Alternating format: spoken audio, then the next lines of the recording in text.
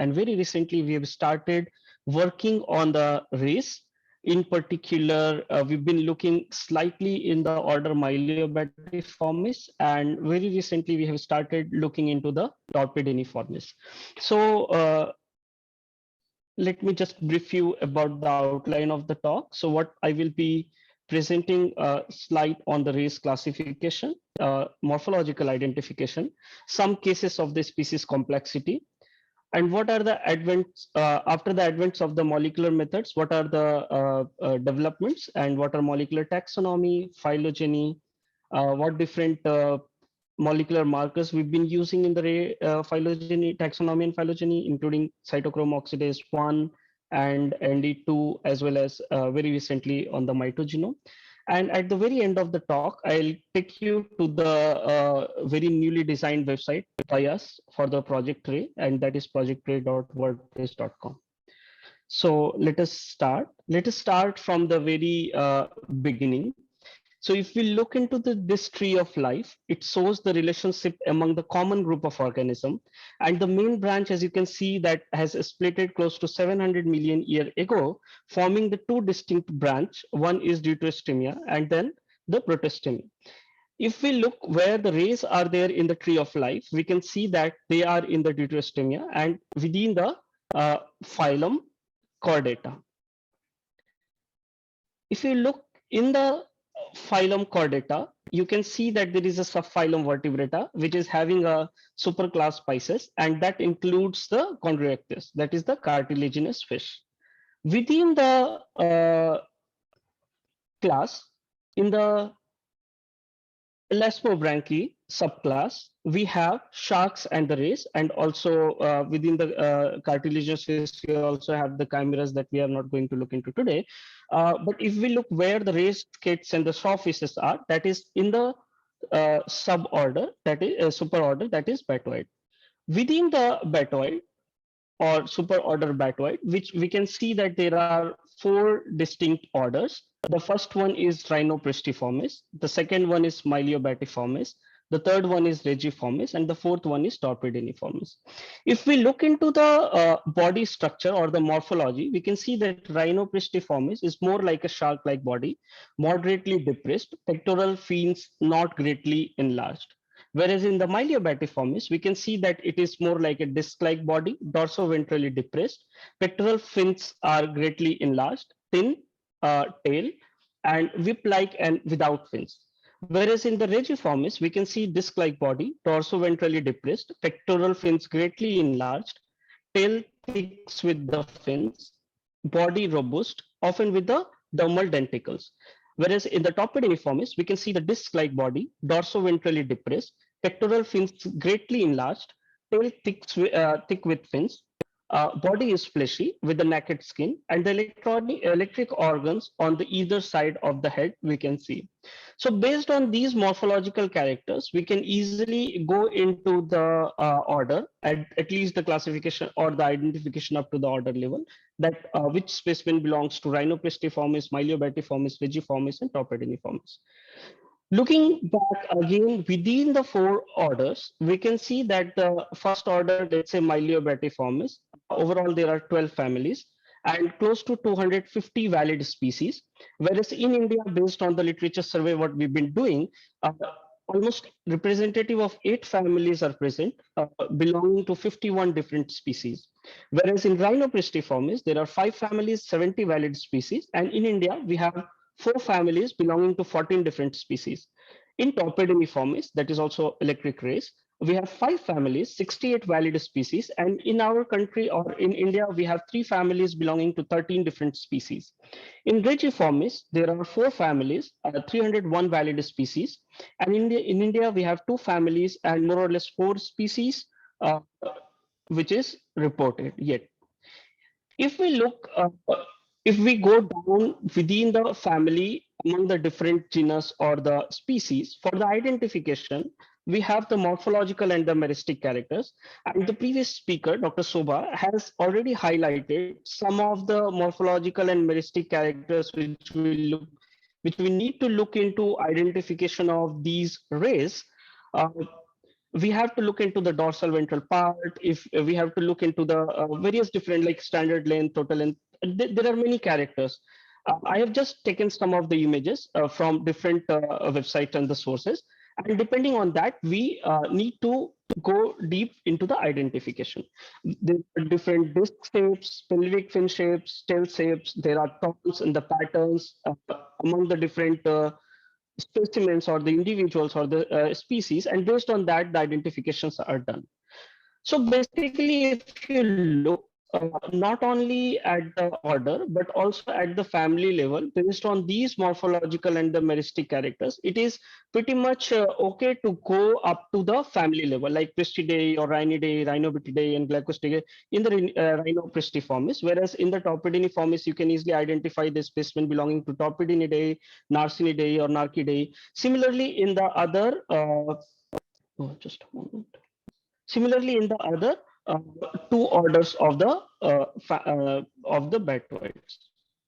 However, the complexity starts as we start going into the species level identification, and in some case, even at the different genus. For example, I'll give you some of the example. For example, the first one is the human Turaornook species complex, wherein we can see that there are four different species which looks alike. It is really difficult to differentiate the species level identification in these species complex.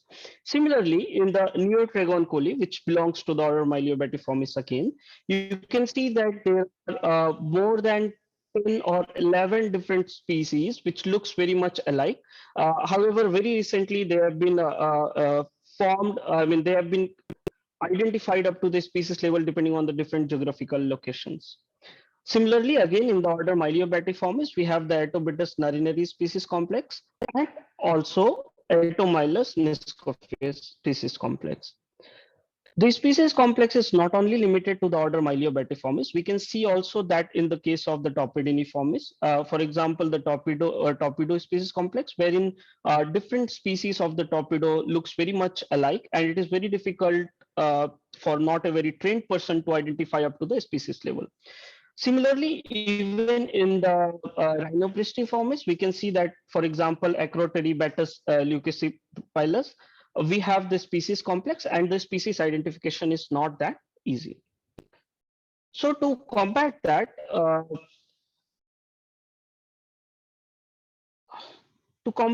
there was an advent of the molecular taxonomy somewhere in around 200s, or late 90s and early 200, uh, where the molecular markers been used to identify the individual.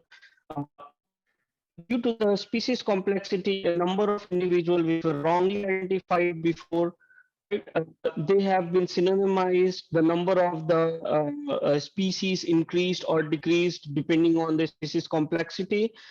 And somewhere in 2003, 2004, the concept of the DNA barcoding emerged, and especially in the fish species, uh, a very general DNA barcode, that is the cytochrome oxidase 1, was started using for the identification of the species.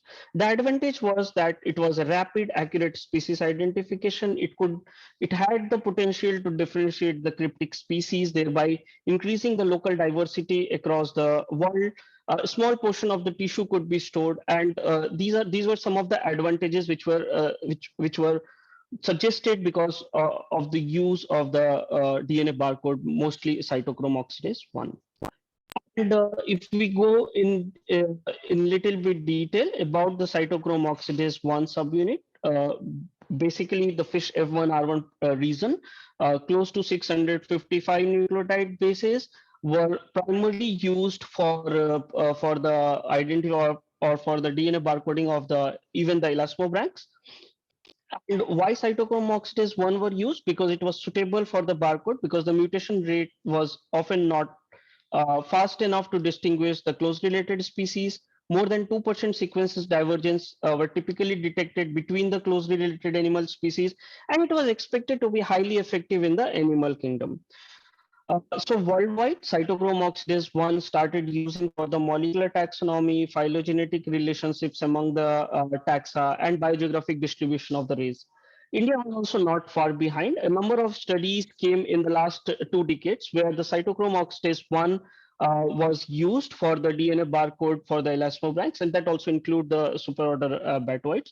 And that some of the reference I have highlighted, mostly from somewhere in after 2010 and between 2020, we have a number of papers which came out using the cytochrome oxidase 1 subunit for the DNA barcoding.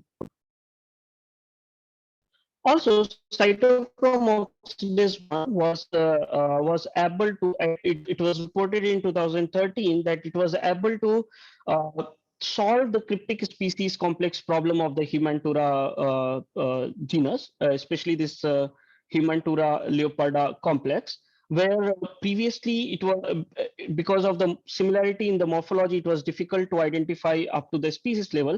And using the cytochrome oxidase 1, it was clearly found that there are 4 different clades belonging to 4 different species.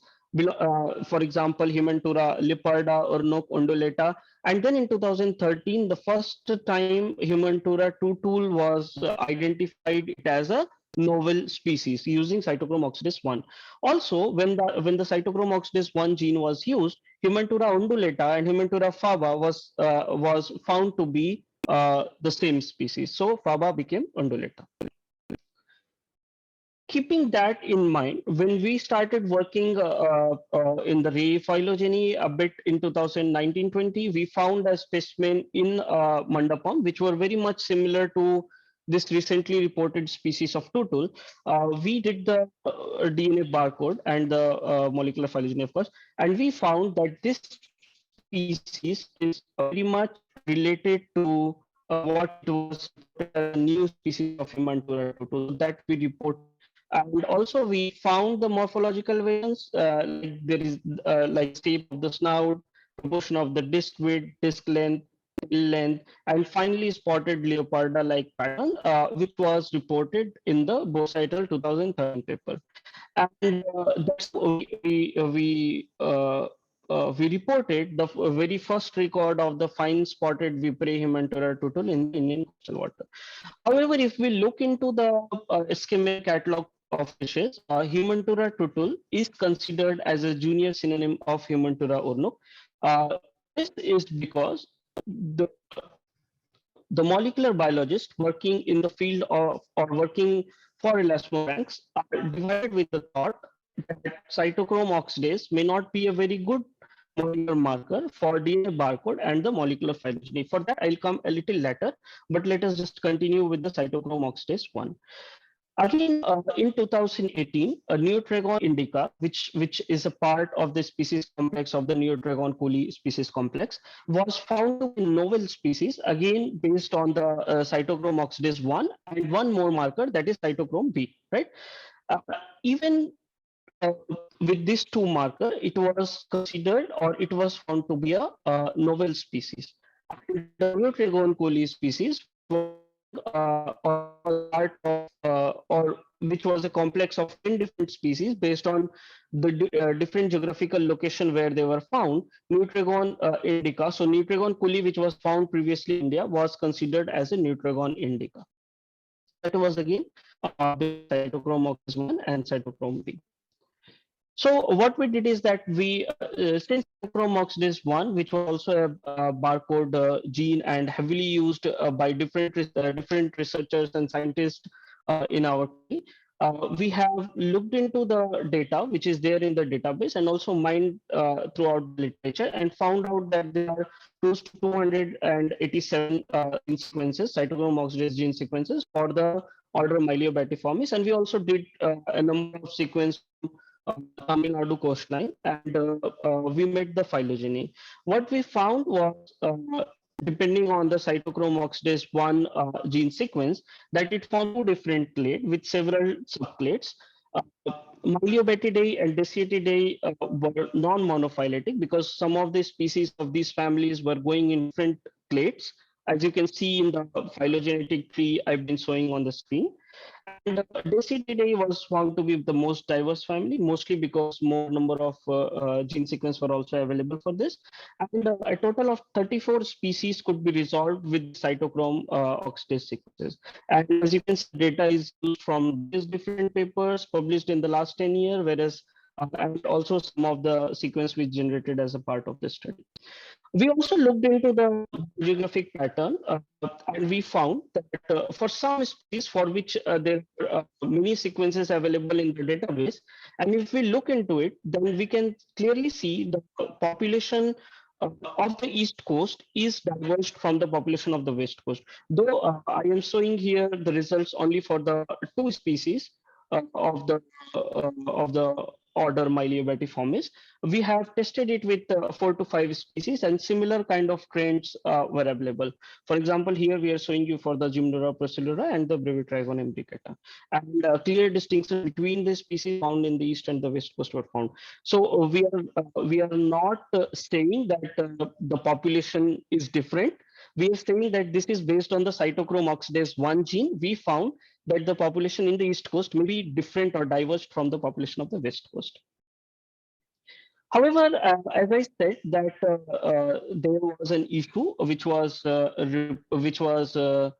indicated in the Naylor et al. 2012, which who made a very detailed molecular phylogeny of the sharks and the rays in 2012, and they highlighted that cytochrome oxidase 1 is relatively shorter because we are sequencing here close to 650 base pair, and it is they do not provide large number of characters upon which the phylogenetic inference can be made. And in chondrioctics, they are slow evolving, so may not be able to use useful for distinguishing among some closely related forms. So after 2012, many of the paper which has been coming in the elasmobranchs for the DNA barcode and the molecular phylogeny is being using NADH dehydrogenase subunit 2, which is again a mitochondrial gene, and it provides a very good means of distinguishing among very closely related species. It has the potential to decrypt the cryptic species or the geographical variants, while still ensuring that the sequence alignment could be rigorously validated at the amino acid level as well. NADH2 is one of the fastest, if not the one of the fastest, if not the fastest, evolving 13 among the 13 mitochondrial protein coding gene uh, at the amino acid level. And also, it is 1050 base pair long, so it provides larger characters in order to create the phylogenetic inference among the closely related species as well. And as you can see that in Laretal 2012, close to 4,283 specimens were sequenced, belonging to 56 of the 57 families of sharks and rays, and 157 of the 193 genera, and as many as 574 species of elasmobranch. And since then, a number of paper has been published for the molecular phylogeny, NADH dehydrogenase subunit 2, either alone or in combination with different other genes, for example, cytochrome oxidase 1, cytochrome B, or 16S genes were concatenated to make the phylogenase.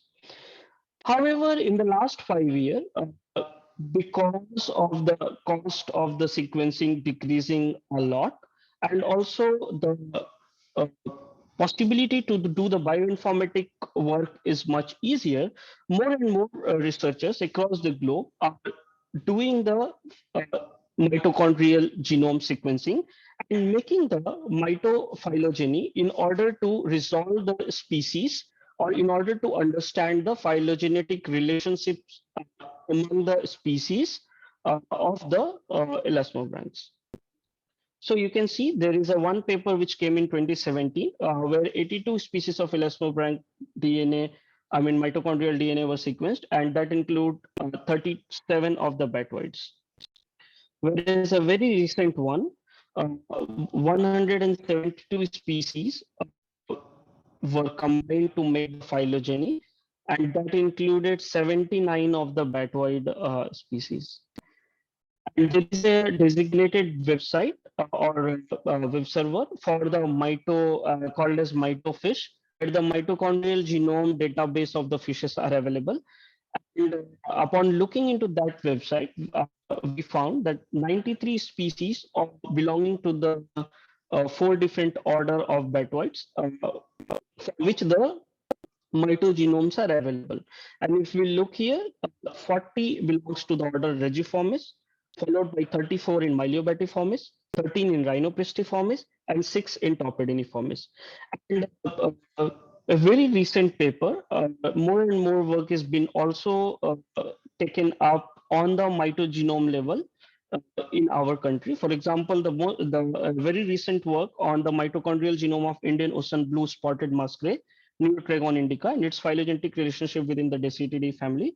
So earlier, in few slides before, I showed that Neotragon indica was reported to be a novel species based on the morphological characters supported by two genes, that is cytochrome oxidase 1 and cytochrome B. Whereas last year, the whole mitochondrial genome are available and the phylogenetic relationships were resolved within the Decididae family of the order Myliobatiformes. So we have taken up some work on the Torpediniformes and in particular on the Narsin timli, which is a brown spotted numphish. And we looked into the identification. So of course, we also did the cytochrome oxidase 1 and ND2. And recently we have performed the mitochondrial genome phylogeny. The mitochondrial of the Narsin timli is close to 17,900 bases, comprising of a typical mitochondrial gene order belonging to, having 13 protein coding genes and rRNA and tRNA, of course, right? Uh, so I would like to bring the whole story of one gene, two gene, or of the mitogene. If we look into the cytochrome oxidase one gene, we can see that the tree in the left is made maximum likelihood tree based on the cytochrome oxidase subunit one gene, and we can see that it says that Narcinidae is a polyphyletic clade because some of the species going into a very different clade, right? However, as I also said, that cytochrome oxidase 1, there are close to 30 species for which the cytochrome oxidase 1 gene was available. So, of course, the tree is having more number of species. If we look into the ND2 gene, which is supposed to be a better gene for the phylogeny of the elasmobranchs, there are 18 species for which the sequences are available in the order Torpediniformes, and here also we can see that the family Narcinidae is a polyphyletic clade. However, when we look into the complete picture of mitochondrial, just a moment, it's not moving. Okay. So if we look into the phylogenetic tree based on the mitogenome, of course, the number of the species for which the mitogenome are available are much lesser than the sequences available for the cytochrome oxidase 1 and ND2 gene. But if you look here, that the Narcinidae is coming within one clade, so it is not showing a polyphyletic clade. Of course, the number of the species are less in the tree, so that could be one of the reasons. And as a result of which, we need to sequence more and more number of species or mitochondrial DNA for the species belonging to the all the species of the batwoid, so that we can get a very robust molecular phylogeny and the relationships among the species within the order. And the study is very recently published in the Journal of Applied Ichthyology. And I would like to show this slide where the taxon or the molecular information is available for the elasmobranchs. And as you can see that the molecular data coverage within the order, especially for the Regiformes and for the Torpediniformes, it's less than or somewhere between 20%. So only 20% of the or less than 20% of the sequences or the species are having any molecular data available. The condition is slightly better for the Rhinopteriformis and the Myliobatiformis, but still it's less than 50%. So we need to generate more and more molecular data in order to support the information which we are getting from the morphological identification of the species.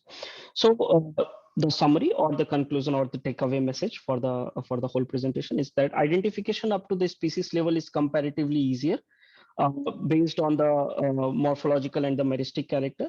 However, the species level identification is sometimes difficult because of the similar morphological features, basically cryptic species complex. Cytochrome oxidase 1 was widely used for the DNA barcode and it's still getting used for other animal kingdom. But for the elasmobranchs, people are, or the researchers are suggesting to use NADH dehydrogenase subunit 2, which provides a better resolution in the taxonomic relationships and the phylogeny. If we look in recent years, more and more number of mitochondrial genome is been sequenced, yet only 93 species out of more than 650 species in the Bertoids are sequenced. Morphological and meristic characters should be measured properly and complemented with the DNA-based identification. We should not totally rely just on the DNA-based identification because that generates a lot of erroneous data in the public databases like NCBI GenBank, which we have also found that a lot of that led to a lot of misidentification of the species. So one needs to be very careful in using the correct sequence while doing the molecular phylogeny and of course the DNA barcoding. So and one more thing is that the specimens, when we've been studying the specimen, it is important to be stored in a museum or the national repository because with our experience that at least for the order Myliobatiformes, when we were looking into the literature, majority of the specimens or majority of the papers did not mention the numbers, specimen numbers or the sample numbers, and where it is stored or preserved. So there is a very little chance that one can go and start examining all the old samples. So that is one of the major problem which we faced when we started looking into the order Myliobatiformes. So with this, I would like to thank the institute for providing us the basic facilities to conduct the basic work on the array. And if you would like to connect and to know more what is going on in the lab, you can follow me on Twitter